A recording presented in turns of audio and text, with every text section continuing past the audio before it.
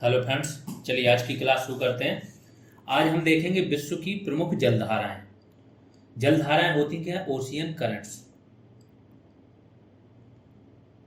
ये होता क्या है, क्या प्रभाव डालता है, कैसे बनती हैं ये जलधाराएं, सब कुछ देखेंगे। फिर जो सारे जितने भी महासागरों की जलधाराएं हैं उनको देखेंगे वन बाई वन करके, किसका क्या नाम है, कहाँ बहती हैं, ठंडी हैं कि गर्म है, सब कुछ डिटेल में देखेंगे। यहाँ से एक क्वेश्चन आपका कोई भी, आप पीसीएस दो, यूपीएससी दो या छोटे एग्जाम्स दो, एक या दो क्वेश्चन आने के चांसेस रहते हैं। तो चलिए शुरू करते हैं। देखो, जलधारा किसे बोलते हैं? महासागर के जल के सतत एवं निश्चित दिशा वाले प्रवाह को महासागरीय धारा कहते हैं। तो सागर है, इसमें क्या होता है कि अलग अलग जगह पे अलग अलग जल की एक गति होती है। जैसे यहाँ पे तो इनकी निश्चित और सतत होती है, दिशा यही होती है जल के प्रवाह की दिशा। दूसरी देखोगे आप तो इधर की तरफ ऐसी रहेगी, तीसरी देखोगे तो हो सकता है इधर से ऐसी रहे। तो इनका जो सतत और निश्चित प्रवाह है उसी को बोलते हैं जलधारा, ओशियन करंट्स। बहुत मेगा रोल ये प्ले करते हैं। कोई भी समुद्री परिवहन हो उसमें, समुद्र में जो आपके संसाधन है, खासतौर से मत्स्य संसाधन, इसमें इनका बहुत बड़ा रोल रहता है। पृथ्वी का जो तापमान होता है, टेम्परेचर, उसका संतुलन बनाने में, उस तापमान को पूरी दुनिया में बांटने में जलधाराओं का बहुत बड़ा रोल रहता है। मानसून या वर्षा में जलधाराओं का बहुत बड़ा रोल रहता है। मैंने जो आपका रेगिस्तान वाला था, मरुस्थल वाला टॉपिक था, उसमें बताया था कि जलधाराओं के कारण मरुस्थल बनते हैं, बहुत बड़े पैमाने पर बनते हैं, तो वहाँ पे भी रोल रहता है। वस्तुतः महासागरीय धाराएं महासागरों के अंदर बनने वाली क्या, उष्ण या शीतल नदियों की तरह है। ये गर्म भी हो सकती हैं और ठंडी भी हो सकती हैं। अभी मैं मैप पे बताऊंगा कि कहाँ से ये उत्पत्ति होती है तो गर्म होती है और कहाँ से ठंडी होती है। महाद्वीपों के किस किनारे पे आपको ठंडी जलधाराएं मैक्सिमम मिलेंगी और किस किनारे पे आपको गर्म जलधाराएं मिलेंगी, सारी चीज़ें डिटेल में समझेंगे। पहले तो ये जान लो कि ये धाराएं बनती कैसे हैं। सबसे पहले तो पृथ्वी की जो घूर्णन गति होती है, घूमती है पृथ्वी, उससे जलधाराएं बनती हैं। ठीक है, चूंकि पृथ्वी 28,000 किलोमीटर प्रति आवर से ज़्यादा गति से घूम रही है, लेकिन इसकी गति क्या है, एक समान है और बहुत बड़ी, इसलिए पता नहीं चलता। जब इतनी गति से कुछ घूम रही हो तो वो क्या होगा, समुद्र का पानी भी तो घूम रहा है, तो वो कहीं ना कहीं से वो करंट बनेगा। तो यहाँ पे जो बल लगेगा वैसा बन जाएगा, यहाँ पे लगेगा वैसा बन जाएगा, यहाँ पे लगेगा वैसा बन। ये तो एक रीजन है। दूसरा रीजन क्या है, समुद्र की सतह पर तेज हवाओं का बहना, तो हवाएं भी जल की दिशा निर्धारित कर देती हैं। तीसरा क्या है, समुद्र पर विभिन्न स्थानों पर अलग अलग तापमान होना। जब तापमान अलग अलग होगा तो तापमान के कारण क्या होता है, बाष्पीकरण ज़्यादा, तो इसका क्या होगा, समुद्र का स्तर क्या हो जाएगा, कम हो जाएगा। जहाँ बाष्पीकरण ज़्यादा होगा तो जहाँ स्तर ज़्यादा होगा वहाँ से इसकी तरफ क्या हो जाएगा, जल का प्रवाह हो जाएगा।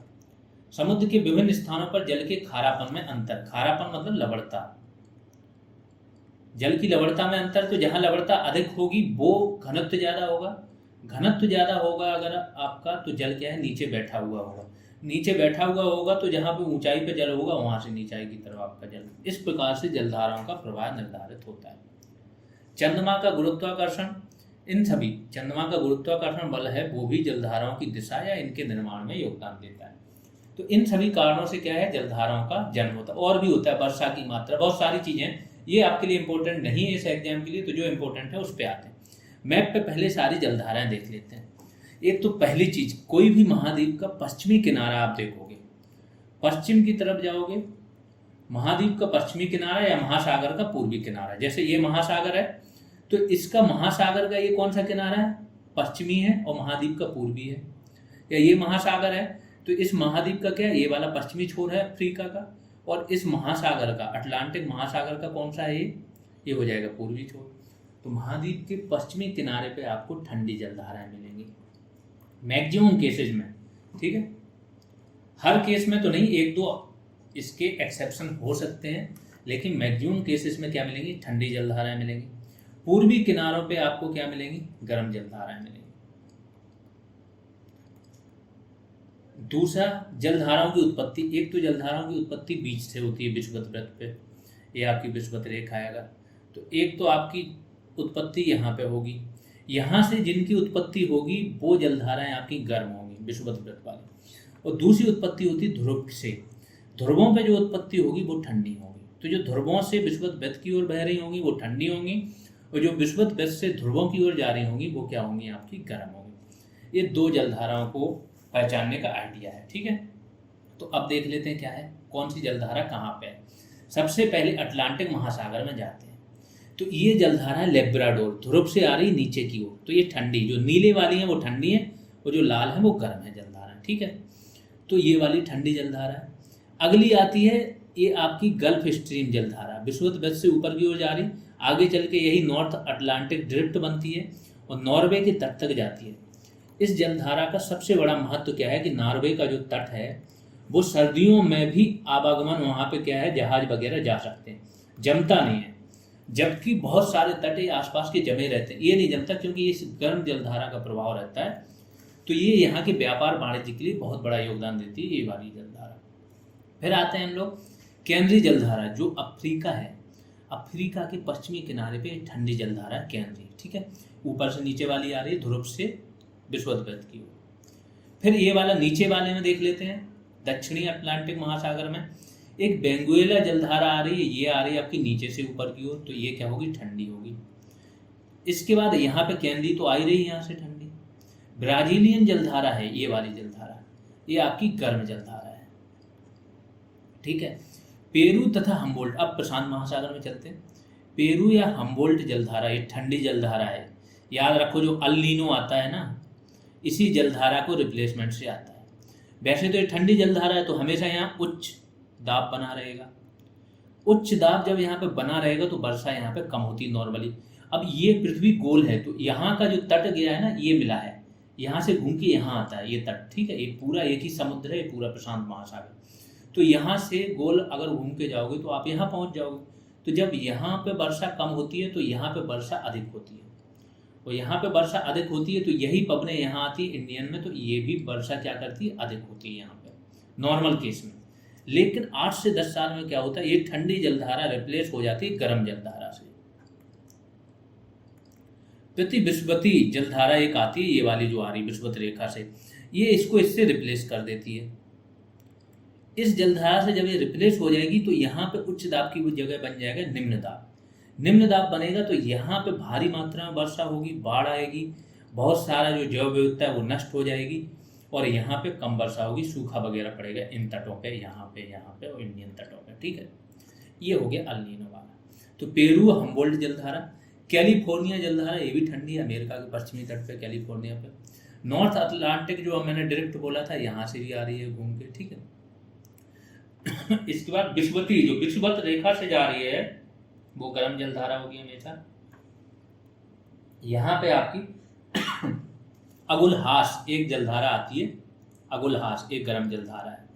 बेंगुएला आपकी ठंडी है, अगुलहास गर्म है। अफ्रीका के एक पूर्वी किनारे पे आपकी अगुलहास है और पश्चिमी किनारे पे बेंगुएला है।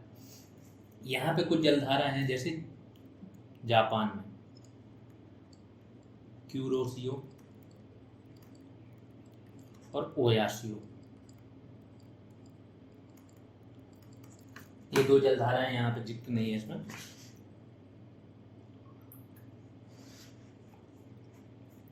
यही सारी इंपॉर्टेंट जलधाराएं हैं जो दिखानी थी आपको मैप पे। अब आगे आते हैं, अब यहाँ पे फैक्चुअल चीज़ें देख लेते हैं। अब आपको समझ में आ गया होगा, एक तो जो जलधारा पश्चिमी किनारे पे होगी अधिकतर वो ठंडी होगी। दूसरी रीजन जो है कि अगर आपकी ध्रुव से नीचे की ओर आ रही होगी तो ठंडी होगी।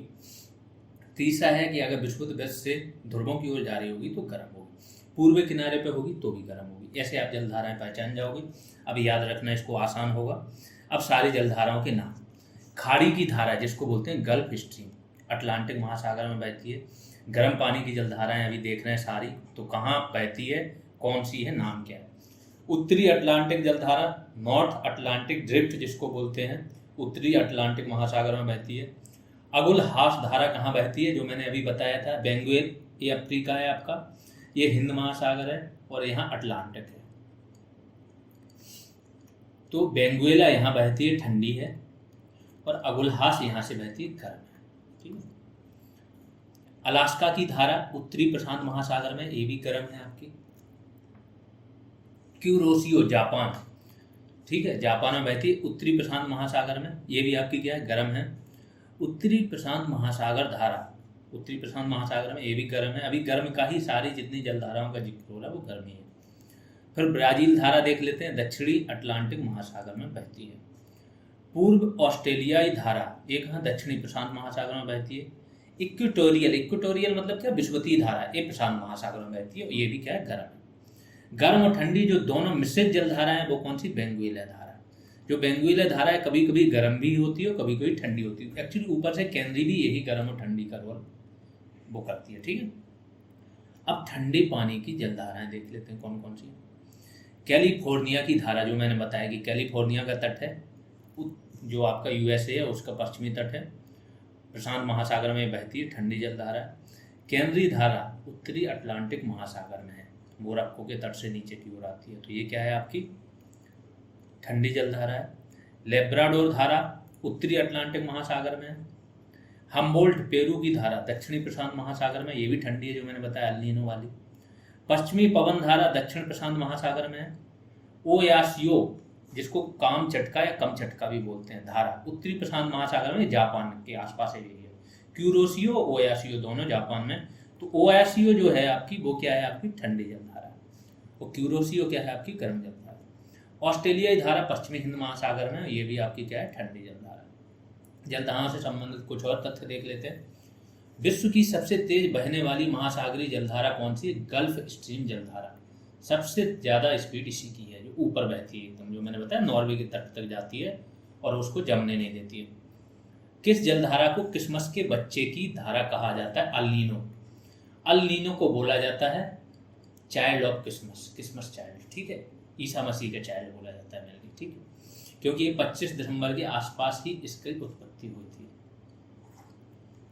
कौन सी जलधारा यूरोप का गर्म कंबल कहलाती है, तो गल्फ स्ट्रीम जलधारा, ये यूरोप को जमने से बचाती है। कौन सी जलधारा दक्षिणी गोलार्ध में बहती है, हम्बोल्ट जलधारा, पेरू हम्बोल्ट जो मैंने बताया। समुद्र की गर्म जलधाराएं किस दिशा की ओर बहती हैं, पृथ्वी के ध्रुवों की ओर। गर्म जलधाराएं विषुवत रेखा से कहाँ जाती हैं, ध्रुवों की ओर, और ठंडी ध्रुवों से विषुवत रेखा की ओर। किस महासागर के चारों ओर समुद्री जलधारा प्रवाह, जो सरगेसो सागर है वहाँ इस तरीके से भंवरें बनती हैं और चारों तरफ से इसको क्या है, जलधाराओं से घिरा हुआ है। तो वही पूछ रहे हैं कि किस महासागर के चारों ओर समुद्री जलधारा प्रवाहित होती है, वो है सरगेसो सागर। किस जलधारा का रंग गहरा नीला होता है, जिसे जापान में काली जलधारा कहा जाता है, तो वो है क्यूरोसियो जलधारा। ये सारे जलधाराओं से संबंधित फैक्ट हो गए, इससे बाहर क्वेश्चन नहीं जाएगा। मैप पे भी आपने देख लिया सारी चीजें, प्लस सबके नाम देख लिए, इसका लिस्ट बना के एक नोट बना लेना। देखिए ज्योग्राफी के जितने भी कॉन्सेप्ट हो रहे हैं, कॉन्सेप्ट तो आपको पता चल ही रहे हैं, प्लस ए फैक्ट। पीसीएस में इससे ऊपर से नहीं जाता है, पीसीएस तक का बता रहा हूँ। उसके छोटे एग्जाम तो चूकेंगे नहीं, क्योंकि सारे फैक्चुअल चीजें बताई जा रही हैं। अब अगर आपने एक बार ये सारे टॉपिक्स बना लिए तो समझ लें ज्योग्राफी के लिए कहीं नहीं जाना पड़ेगा, ना किसी बुक को, ना किसी लूसेंट को, कुछ भी रेफर नहीं करना पड़ेगा। सारा कंटेंट आपको यही काम आएगा जो मिल रहा है। ठीक है, जिसने शेयर नहीं किया वो शेयर करते रहें, जिसने सब्सक्राइब नहीं किया वो सब्सक्राइब कर लें। जैसे बैच ज्वाइन करने हैं, वीडियो की बैच ज्वाइन कर लें, RO PCS के बैच ज्वाइन करने हैं, आप ऐप डाउनलोड कर सकते हो GS रेवोल्यूशन करके।